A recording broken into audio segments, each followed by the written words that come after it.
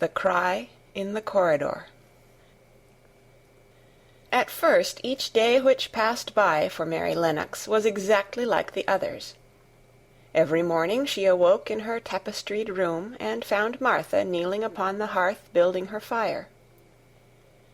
Every morning she ate her breakfast in the nursery, which had nothing amusing in it, and after each breakfast she gazed out of the window across to the huge moor, which seemed to spread out on all sides and climb up to the sky, and after she had stared for a while she realized that if she did not go out she would have to stay in and do nothing, and so she went out. She did not know that this was the best thing she could have done, and she did not know that, when she began to walk quickly or even run along the paths and down the avenue, she was stirring her slow blood and making herself stronger by fighting with the wind which swept down from the moor. She ran only to make herself warm, and she hated the wind which rushed at her face and roared and held her back as if it were some giant she could not see. But the big breaths of rough fresh air blown over the heather filled her lungs with something which was good for her whole thin body, and whipped some red color into her cheeks and brightened her dull eyes, when she did not know anything about it.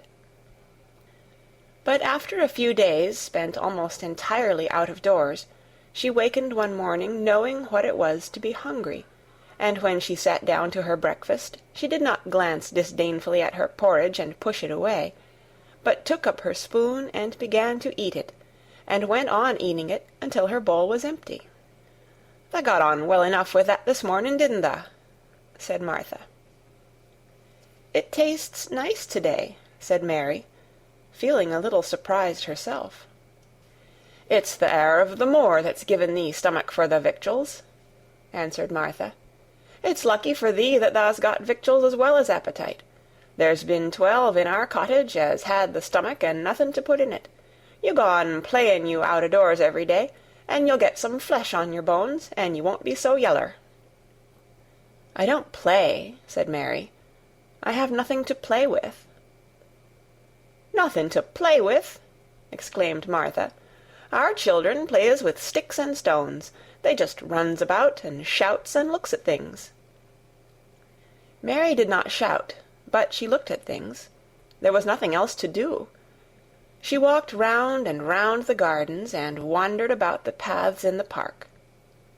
Sometimes she looked for Ben Weatherstaff, but though several times she saw him at work, he was too busy to look at her, or was too surly. Once when she was walking toward him, he picked up his spade and turned away, as if he did it on purpose. One place she went to oftener than to any other. It was the long walk outside the gardens, with the walls round them. There were bare flower beds on either side of it, and against the walls ivy grew thickly. There was one part of the wall where the creeping dark green leaves were more bushy than elsewhere. It seemed as if for a long time that part had been neglected. The rest of it had been clipped and made to look neat, but at this lower end of the walk it had not been trimmed at all. A few days after she had talked to Ben Weatherstaff, Mary stopped to notice this, and wondered why it was so. She had just paused, and was looking up at a long spray of ivy swinging in the wind, when she saw a gleam of scarlet and heard a brilliant chirp, and there on the top of the wall perched Ben Weatherstaff's robin redbreast, tilting forward to look at her with his small head on one side. "Oh!" she cried out. "Is it you? Is it you?" And it did not seem at all queer to her that she spoke to him as if she were sure that he would understand and answer her. He did answer. He twittered and chirped and hopped along the wall as if he were telling her all sorts of things. It seemed to Mistress Mary as if she understood him too, though he was not speaking in words. It was as if he said, "Good morning. Isn't the wind nice? Isn't the sun nice? Isn't everything nice? Let us both chirp and hop and twitter. Come on, come on."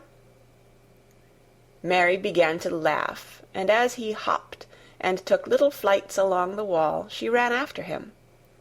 Poor little thin, sallow, ugly Mary! She actually looked almost pretty for a moment. "I like you," she cried out, pattering down the walk, and she chirped and tried to whistle, which last she did not know how to do in the least. But the robin seemed to be quite satisfied, and chirped and whistled back at her. At last he spread his wings, and made a darting flight to the top of a tree, where he perched and sang loudly. That reminded Mary of the first time she had seen him. He had been swinging on a tree-top then, and she had been standing in the orchard. Now she was on the other side of the orchard, and standing in the path outside a wall, much lower down, and there was the same tree inside. "It's the garden no one can go into," she said to herself. "It's the garden without a door. He lives in there. How I wish I could see what it is like." She ran up the walk to the green door she had entered the first morning. Then she ran down the path through the other door, and then into the orchard.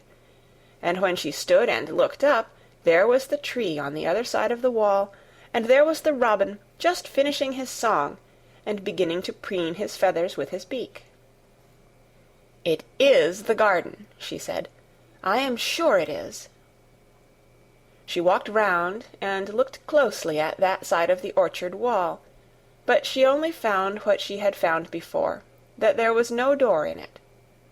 Then she ran through the kitchen gardens again, and out into the walk outside the long ivy-covered wall, and she walked to the end of it and looked at it, but there was no door.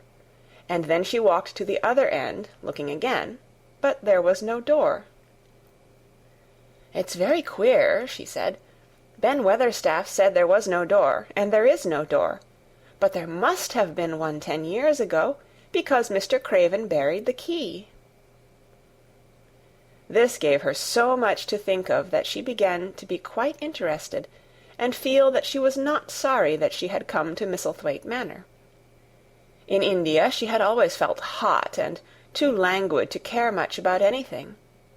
The fact was that the fresh wind from the moor had begun to blow the cobwebs out of her young brain, and to waken her up a little. She stayed out of doors nearly all day, and when she sat down to her supper at night she felt hungry and drowsy and comfortable. She did not feel cross when Martha chattered away. She felt as if she rather liked to hear her, and at last she thought she would ask her a question. She asked it after she had finished her supper and had sat down on the hearth-rug before the fire. "Why did Mr. Craven hate the garden?" she said. She had made Martha stay with her, and Martha had not objected at all. She was very young, and used to a crowded cottage full of brothers and sisters, and she found it dull in the great servants' hall downstairs, where the footmen and upper housemaids made fun of her Yorkshire speech, and looked upon her as a common little thing, and sat and whispered among themselves. Martha liked to talk, and the strange child who had lived in India, and been waited upon by blacks, was novelty enough to attract her. She sat down on the hearth herself without waiting to be asked. "Art tha thinking about that garden yet?" she said. "I knew tha would. That was just the way with me when I first heard about it." "Why did he hate it?" Mary persisted. Martha tucked her feet under her and made herself quite comfortable. "Listen to the wind wuthering round the house," she said. "You could bear stand up on the moor if you was out on it tonight." Mary did not know what wutherin' meant until she listened, and then she understood. It must mean that hollow, shuddering sort of roar, which rushed round and round the house as if the giant no one could see were buffeting it and beating at the walls and windows to try to break in. But one knew he could not get in, and somehow it made one feel very safe and warm inside a room with a red coal fire. "But why did he hate it so?" she asked, after she had listened. She intended to know if Martha did. Then Martha gave up her store of knowledge. "Mind," she said, "Mrs. Medlock said it's not to be talked about. There's lots of things in this place that's not to be talked over. That's Mr. Craven's orders. His troubles are none servant's business, he says. But for the garden he wouldn't be like he is. It was Mrs. Craven's garden that she had made when first they were married, and she just loved it. And they used to tend the flowers themselves, and none of the gardeners was ever let to go in. Him and her used to go in and shut the door, and stay there hours and hours, readin' and talkin'. And she was just a bit of a girl, and there was an old tree with a branch bent like a seat on it. And she made roses grow over it, and she used to sit there. But one day when she was sittin' there, the branch broke, and she fell on the ground, and was hurt so bad that next day she died. The doctors thought he'd go out o' his mind and die too. That's why he hates it. No one's never gone in since, and he won't let anyone talk about it." Mary did not ask any more questions. She looked at the red fire and listened to the wind wutherin'. It seemed to be wutherin' louder than ever. At that moment a very good thing was happening to her. 4 good things had happened to her, in fact, since she came to Misselthwaite Manor. She had felt as if she had understood a robin, and that he had understood her. She had run in the wind until her blood had grown warm. She had been healthily hungry for the first time in her life, and she had found out what it was to be sorry for someone. But as she was listening to the wind, she began to listen to something else. She did not know what it was, because at first she could scarcely distinguish it from the wind itself. It was a curious sound. It seemed almost as if a child were crying somewhere.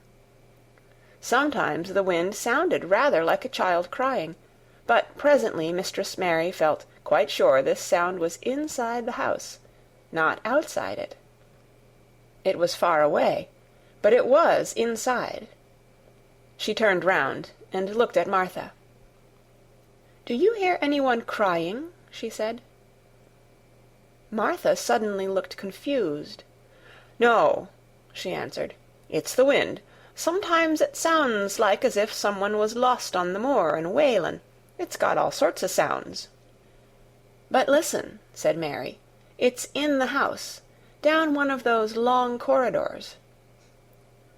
And at that very moment a door must have been opened somewhere downstairs, for a great rushing draught blew along the passage, and the door of the room they sat in was blown open with a crash, and as they both jumped to their feet the light was blown out, and the crying sound was swept down the far corridor, so that it was to be heard more plainly than ever. "There," said Mary, "I told you so. It is someone crying, and it isn't a grown-up person." Martha ran and shut the door and turned the key, but before she did it they both heard the sound of a door in some far passage shutting with a bang, and then everything was quiet, for even the wind ceased wutherin' for a few moments. "It was the wind," said Martha stubbornly, "and if it wasn't, it was little Betty Butterworth, the scullery maid. She's had the toothache all day." But something troubled and awkward in her manner made Mistress Mary stare very hard at her. She did not believe she was speaking the truth. End of Chapter 5. Read by Kara Schallenberg on January 17th, 2006, in Oceanside, California.